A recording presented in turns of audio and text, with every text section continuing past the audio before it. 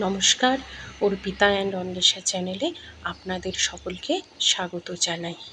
আজকে সোমবার, মেয়ের স্কুল আছে, তো স্কুলের জন্য ওর খাবার প্রস্তুত করব। তার আগে ভাবলাম আপনাদের এই বাড়ির সামনের এই গাছগুলোকে একটু দেখিয়ে যাই। এইখানে সামনে একটুখানি মাটিতে আমি কুমড়ো বীজ আর শিমের বীজ ফেলেছিলাম।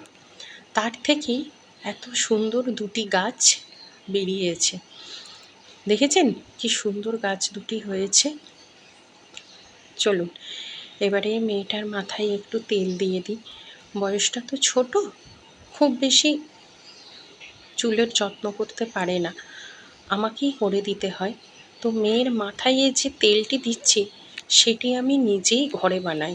তো যে পদ্ধতিতে বানাই একদিন সেটি আপনাদের সাথে আমি শেয়ার করব। সেই তেলটি আমি মেয়ের মাথায় দিই, অন্য কোনো তেল আমি ব্যবহার করি না। চলুন ওর মাথায় তেল দিয়ে দিই, ও স্নানে যাক। তার করতে করতে আমি ওর ভাত রেডি করব, ওর টিফিন দেব। আজকে টিফিনে বলেছে নিয়ে যাবে চিড়ে ভাজা আর একটু বিস্কুট।